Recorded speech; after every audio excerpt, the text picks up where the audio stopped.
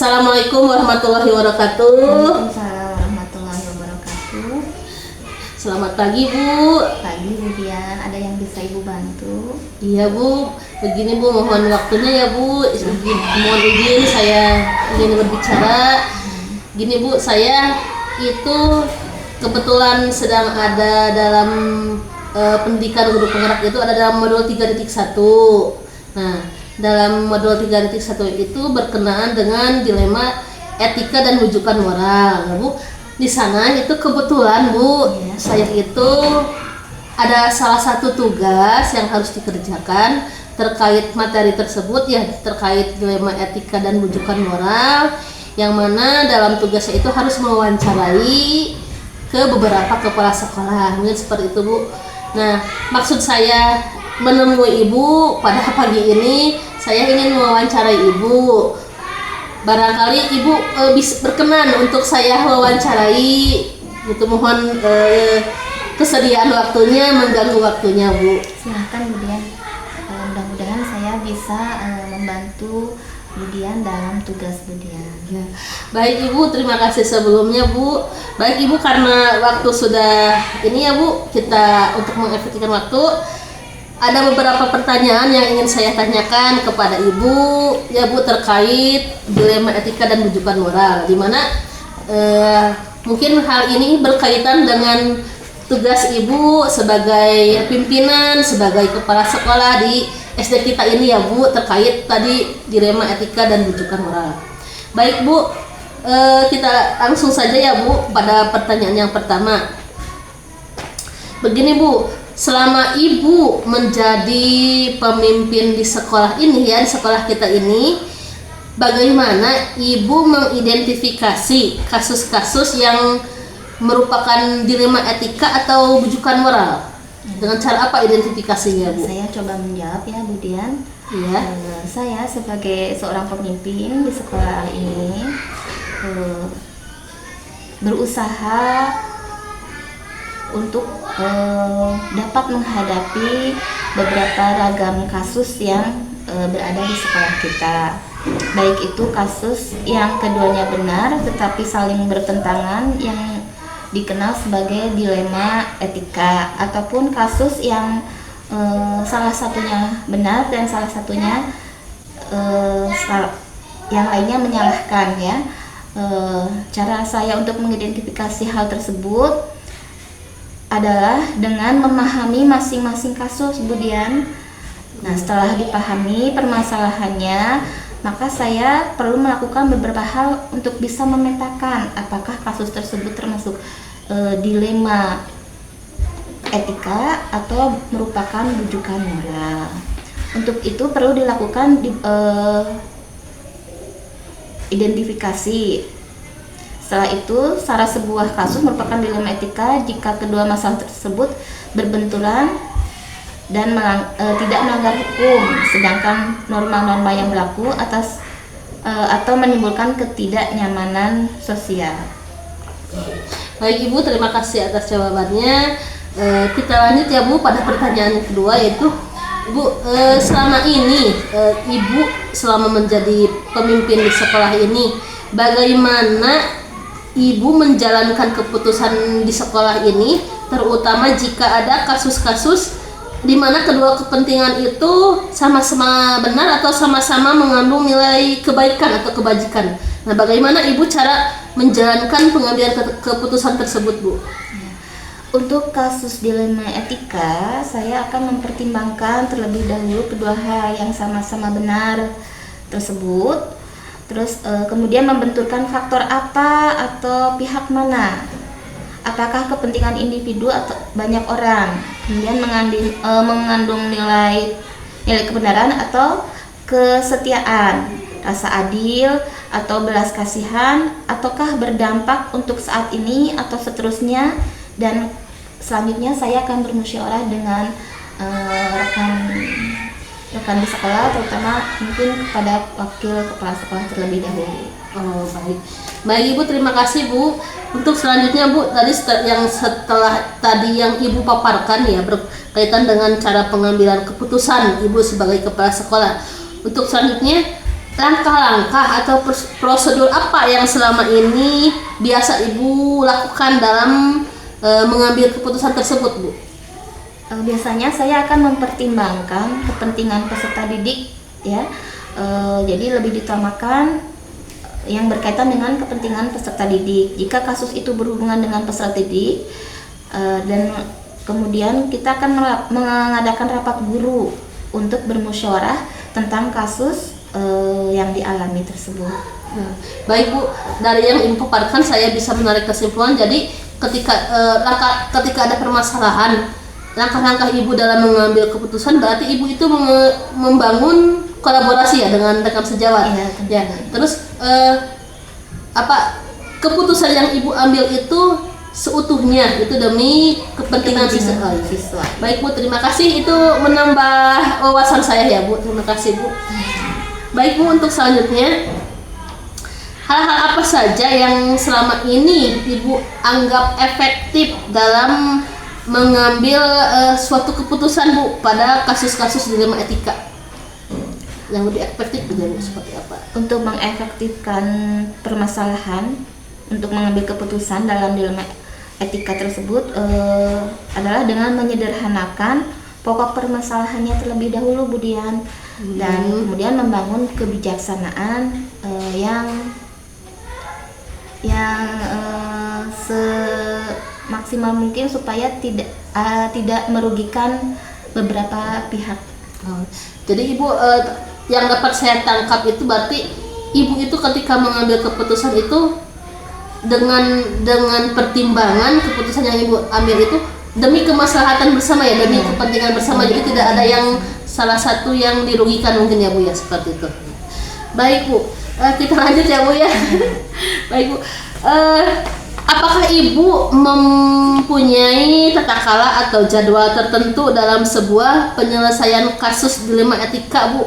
Apakah ketika ada permasalahan itu secara langsung Ibu selesaikan saat itu juga, atau Ibu memiliki sebuah jadwal untuk menyelesaikannya? Serta ketika untuk selanjutnya bentuk atau prosedur seperti apa yang Ibu jalankan? Seperti itu Bu. Sebetulnya tidak ada jadwal tertentu, Bu Dian, dalam hal ini ya. Jadi menyelesaikan sebuah kasus itu, prioritas kasus mana yang perlu diselesaikan secepatnya tergantung dari jenis kasus dan pentingnya kasus tersebut diselesaikan secepatnya agar tercipta lingkungan sekolah yang kondusif buat semua warga sekolah. Baik Bu, terima kasih Bu, menjadi wawasan juga bagi saya Bu, apalagi saya itu sedang belajar ya Bu. Baik Bu, untuk selanjutnya Bu, adakah seseorang atau faktor-faktor yang selama ini mempermudah Ibu dalam membantu pengambilan suatu keputusan Bu dalam menghadapi kasus-kasus dilema etika yang terjadi di sekolah kita ini Bu? Jadi faktor-faktor yang dapat mempermudah mengambil keputusan dalam kasus-kasus dilema etika itu adalah komunikasi yang baik. Jadi komunikasi yang baik dengan semua warga sekolah, kemudian pengelolaan emosi juga yang baik, nggak cepat marah gitu ya kita, dan pemahaman tentang teori pengambilan keputusan sebagai seorang pemimpin menjadi faktor yang mempermudah dan membantu dalam pengambilan kebijaksanaan. Baik Bu, jadi keputusan. Baik Bu, jadi faktor yang paling utama itu kita mungkin ya tadi yang saya tangkap dari pembicaraan Ibu, kita itu harus membangun komunikasi yang baik ya Bu, dengan rekan itu ya Bu. Baik Bu, Ibu, sampai pada pertanyaan terakhir Ibu. Nah Bu, dari semua hal yang kita bahas kali ini, barangkali ada hal yang dapat Ibu petik dari perbincangan, dari wawancara yang kita lakukan hari ini Bu? Dalam mengambil sebuah keputusan, maka mengidentifikasi jenis kasus harus bisa dilakukan lebih awal dengan melakukan pengujian, lalu lakukan pengujian benar lawan benar untuk dapat menentukan paradigma apa yang akan kita pilih sehingga keputusan bisa diambil sesuai dengan prinsip-prinsip yang tidak merugikan siswa. Baik Bu, dari penjelasan yang Ibu jelaskan sangat jelas sekali. Saya dapat menarik kesimpulan. Jadi ketika Ibu mengambil suatu keputusan yang berhubungan dilema etika ataupun rujukan moral, yang saya tangkap itu berarti semua hal apapun intinya kita itu harus berpusat atau berpihak pada siswa ya Bu. Betul. Jadi jangan sampai merugikan siswa. Jadi di sini adalah yang utamanya adalah semua kepentingan siswa itu tidak terganggu. Baik Ibu, saya rasa cukup sekian. Mungkin wawancara yang dapat saya lakukan kepada Ibu ya Bu. Terima kasih atas penjelasan yang Ibu jelaskan, sangat jelas sekali. Alhamdulillah menambah wawasan bagi saya, terutama saya ini kan sedang belajar ya Bu. Mudah-mudahan Ibu selalu diberi kesehatan, diberi kelancaran dalam melaksanakan tugas dan peran Ibu sebagai pemimpin di sekolah kita ini ya Bu. Terima kasih atas waktunya ya Bu. Sama-sama Bu Dian, saya juga terima kasih Bu Dian juga menginspirasi buat rekan saya juga rekan-rekan di sekolah kita ini. Baik Bu, mohon izin saya mau pamit, kebetulan sebentar lagi kelas mau masuk ya Bu. Ya. Makasih Bu. Mari. Assalamualaikum warahmatullahi wabarakatuh. Assalamualaikum warahmatullahi wabarakatuh. Waalaikumsalam warahmatullahi wabarakatuh. Selamat siang Bapak. Selamat siang. Ya baik Pak, selamat siang. Sebelumnya saya mohon maaf karena telah mengganggu waktu Bapak ya Pak, jam istirahat mungkin ya Pak. Tidak apa-apa Bu. Iya, begini Pak, saya kesini itu ada maksud dan tujuan Pak, berkenaan dengan tugas saya Pak. Kebetulan saya itu sedang mengikuti program guru penggerak. Alhamdulillah sekarang itu saya sudah ada di tahap modul 3.1. Kebetulan dalam modul ini itu saya diberi tugas untuk mewawancarai beberapa kepala sekolah ya. Di antaranya terdiri dari 2 sampai 3 orang kepala sekolah. Kebetulan saya ingin mewawancarai Bapak. Mohon kiranya Bapak bisa berkenan untuk saya wawancarai. Insya Allah Bu, Insya Allah saya bantu sesuai apa yang Ibu laksanakan dalam tugas dan sesuai kemampuan saya Bu. Iya, baik. Terima kasih Bapak atas waktunya, atas dukungannya. Baik Pak, untuk mengefektifkan waktu mungkin karena Bapak juga mungkin banyak pekerjaan lainnya ya Pak. Kita langsung saja ya Pak. Silakan. Ya, baik Pak, terima kasih. Kebetulan dalam modul 3.1 itu berkenaan dengan ada materi tentang dilema etika Pak. Dilema etika dan bujukan moral. Nah, mungkin yang ingin saya tanyakan pada kesempatan kita kali ini berkaitan dengan dilema etika dan bujukan moral, terutama dalam tugas mungkin Bapak sebagai pemimpin sekolah ya Pak. Nah, ada beberapa pertanyaan yang akan saya ajukan ke Bapak, barangkali seperti itu Pak nanti yang akan kita lakukan kali ini Pak. Baik Pak, yang pertama itu yang ingin saya tanyakan terkait dengan dilema etika dan bujukan moral ya Pak. Selama ini Bapak, bagaimana Bapak mengidentifikasi kasus-kasus yang merupakan dilema etika atau bujukan moral Pak? Bagaimana cara mengidentifikasi selama Bapak menjadi pemimpin di SD 2 Budi Harja ini? Gitu, Pak. Insya Allah saya tanggapi pertanyaan Ibu terkait pertanyaan yang pertama. Di sekolah tentunya banyak hal, banyak kasus yang perlu diselesaikan. Memang diantaranya ada kasus yang harus kita identifikasi dengan jelas. Masalahnya pada sekolah itu kadang-kadang ada dilema yang memiliki nilai baik ya, memiliki nilai baik. Kedua-duanya memiliki nilai baik dan itu tentunya harus diselesaikan dengan sebaik-baiknya. Kalau memang permasalahan atau kasus itu tidak berkaitan dengan hukum atau bahkan cukup mengganggu dari kenyamanan sosial, kenyamanan di sekolah, namun tidak memiliki nilai salah yang jelas. Nah, tentunya itu menjadi hal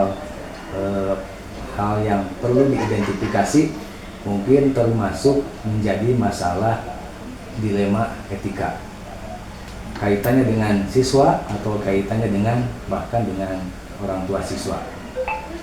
Cukup itu, Bu. Oh, baik Pak. Baik Pak, terima kasih.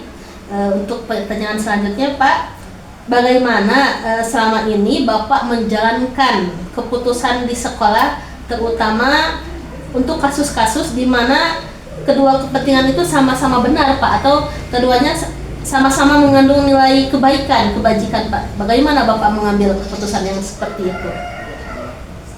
Untuk kasus dilema etika tentunya butuh mekanisme juga, butuh proses yang jelas supaya nantinya dalam pengambilan keputusan tidak berat sebelah, ya, tidak berat sebelah.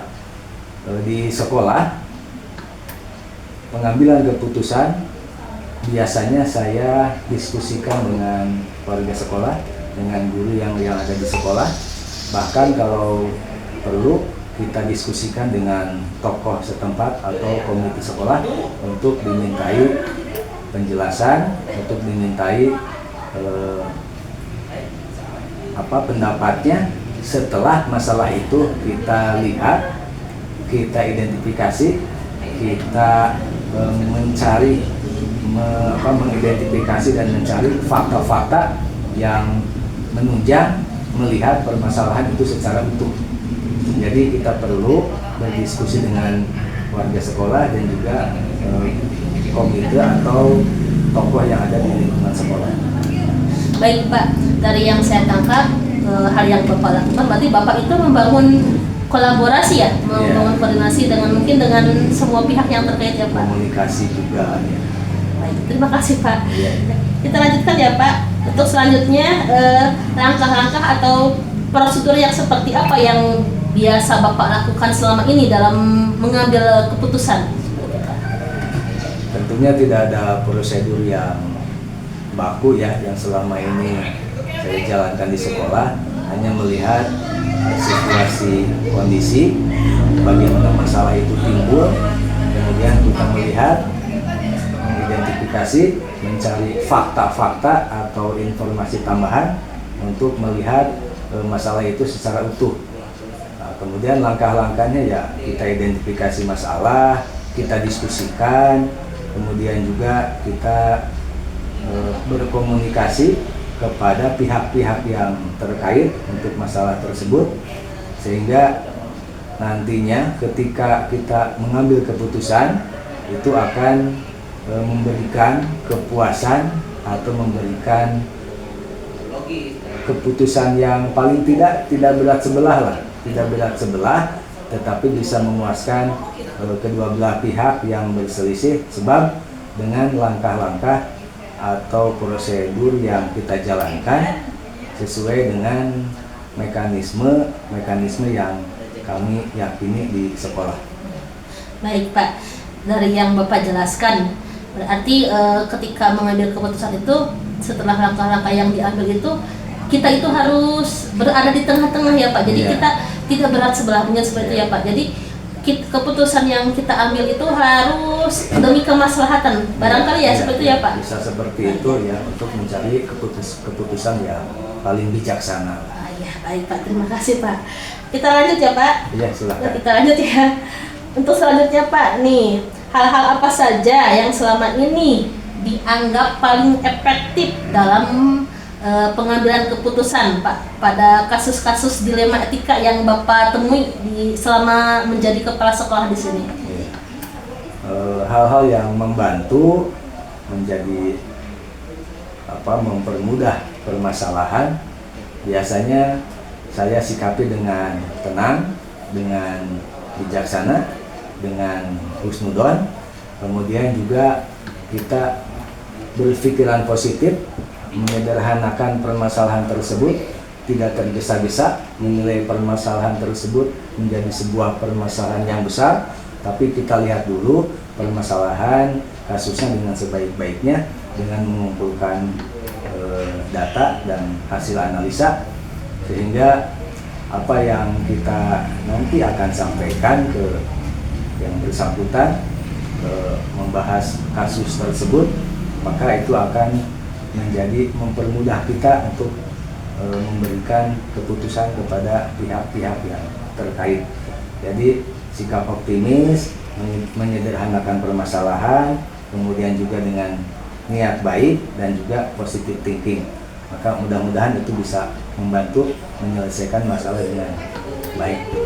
Baik Pak, dari yang Bapak paparkan saya ingin menarik kesimpulan. Jadi ketika tadi yang Bapak jelaskan bahwa kita itu mengambil keputusan dengan berbagai pertimbangan ya Pak. Kemudian nanti setelah kita menganalisis dari data yang kita analisis itu, ketika ada yang ditanyakan itu dapat dipertanggungjawabkan. Mungkin seperti itu ya Pak.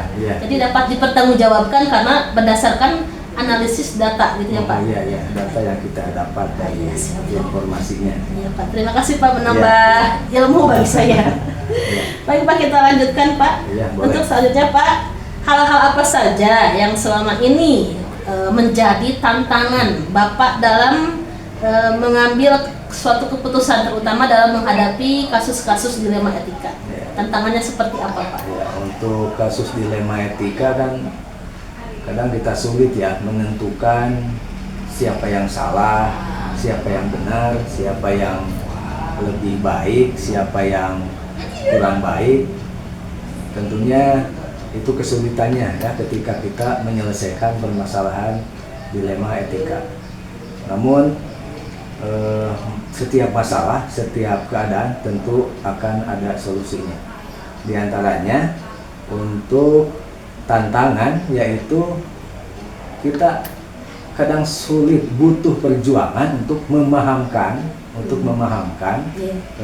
keadaan yang menjadi kasus kepada kedua belah pihak yang berselisih, berselisih misalkan. Itu agak sulit. Mungkin saja yang satu bisa menerima, yang satunya lagi kurang bisa menerima, yang satunya lagi merasa tidak bersalah, yang satunya lagi juga sama tidak merasa bersalah. Mungkin dengan proses yang baik yang tadi disampaikan, analisa, identifikasi, ketika kita punya data maka kita bisa memahamkanlah keadaan yang sebenarnya dari kasus tersebut kepada pihak-pihak yang berselisih. Mudah-mudahan penjelasan yang didasari oleh data dan hasil analisa yang bisa diterima oleh semua pihak, sehingga tidak menimbulkan hal kekeliruan ya Pak. Salah satu pihak yang tidak menerima. Mudah-mudahan dua belah pihak bisa menerima kebijakan atau keputusan yang dihasilkan. Baik Pak, sangat bincang-bincang kita tadi sangat menginspirasi ya. Pertama saya mungkin sedang belajar ya Pak. Baik Pak, untuk selanjutnya kita lanjut ya Pak. Masih ada beberapa pertanyaan. Baik Pak, begini Pak, apakah Bapak memiliki sebuah tata cara atau jadwal tertentu dalam sebuah penyelesaian kasus dilema etika? Apakah ketika ada masalah itu langsung diselesaikan saat itu juga, atau Bapak memiliki jadwal untuk menyelesaikannya, dan bentuk atau prosedur apa Bapak dalam menyelesaikan masalah tersebut? Seperti itu Pak. Sebetulnya kalau melihat pengalaman di sekolah, kami dengan warga sekolah tidak memiliki tata kelola yang jelas sebetulnya, tidak memiliki jadwal. Hanya ketika melihat permasalahan itu ada, maka kita diskusikan untuk merumuskan solusi dan mekanisme yang bisa dilaksanakan. Salah satunya yaitu tahapan-tahapan yang biasa dijalankan, yaitu identifikasi masalah, analisa, melihat masalah seutuhnya, dan juga mengumpulkan informasi yang jelas tentang masalah tersebut, kemudian disampaikan dengan komunikasi yang baik kepada yang bersangkutan, kepada yang berselisih, dan juga tambahannya paling ya kita bisa menyampaikan hasil diskusi, juga jajak pendapat atau pendapat dari pihak-pihak yang dibutuhkan, seumpamanya yaitu tokoh masyarakat atau komite itu tentunya jadi bahan pertimbangan dalam melihat masalah tersebut, sehingga masalah tersebut ya bisa diselesaikan dengan baik. Itu mungkin Bu pendapat saya ya. Baik Pak, itu sangat jelas sekali ya Pak pemaparannya. Terima kasih Pak. Pak, untuk selanjutnya Pak masih ada pertanyaan nih Pak. Iya, boleh. Untuk selanjutnya, nah Bapak dalam mengambil keputusan terkait dilema etika, mungkin barangkali adakah seseorang atau mungkin guru atau siapapun gitu ya Pak, atau adakah faktor-faktor yang selama ini yang mempermudah Bapak dalam mengambil suatu keputusan dalam menghadapi kasus-kasus dilema etika? Ya. Tentunya banyak hal yang membantu saya sebagai kepala sekolah dalam memutuskan sebuah keputusan. Nah, diantaranya untuk kasus dilema etika ya,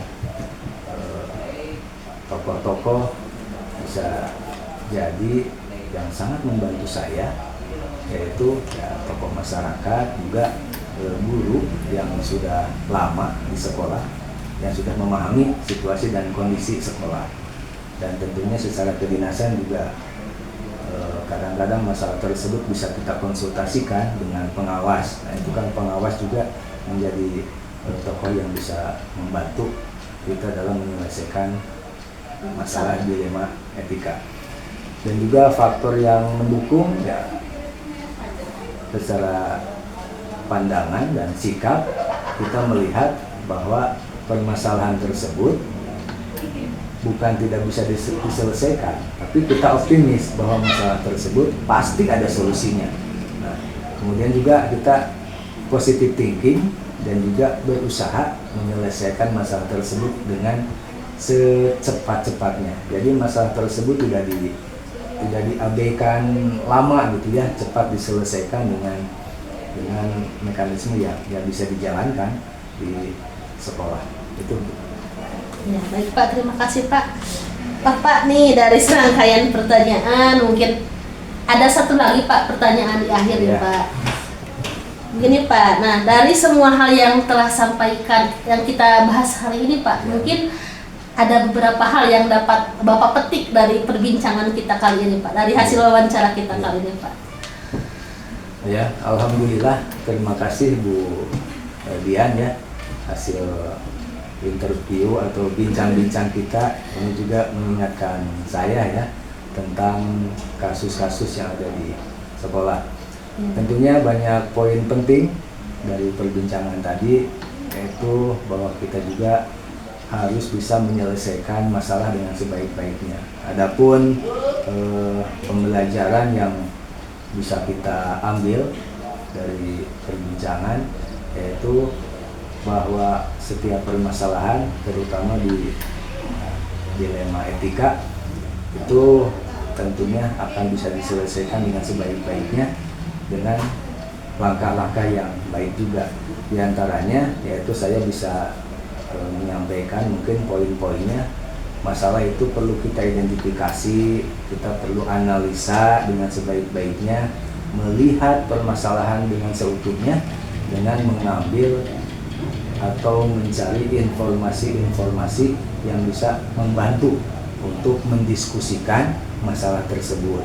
Kemudian juga ya, kalau kita dalam keadaan terbatas, tentunya kita membutuhkan pihak lain. Pihak lain yaitu yang ada di sekolah, guru sekolah, dan juga kita juga bisa meminta pendapat tokoh masyarakat yang ada di lingkungan sekolah.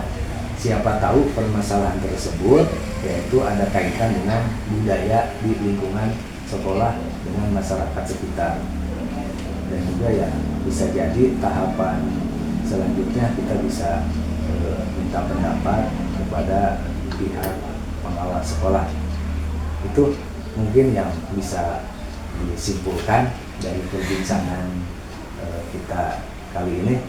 Mohon maaf atas segala kekurangan. Mudah-mudahan ya bisa memberi gambaran lah, ya bisa memberi gambaran untuk menyelesaikan masalah dilema etika. Baik Pak, pemaparannya sangat jelas sekali.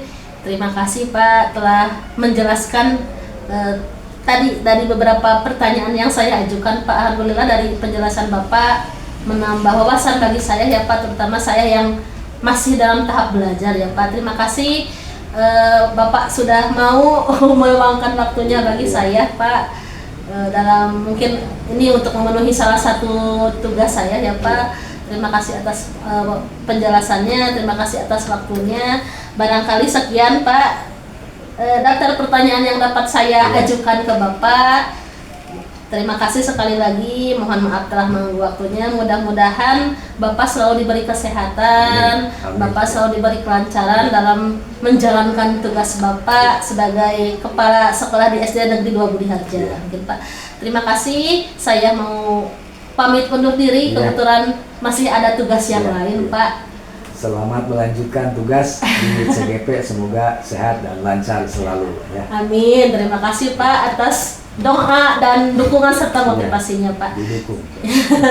Saya pamit undur ya Pak, mohon pamit izin enggak? Assalamualaikum Assalamualaikum warahmatullahi wabarakatuh. Waalaikumsalam warahmatullahi wabarakatuh.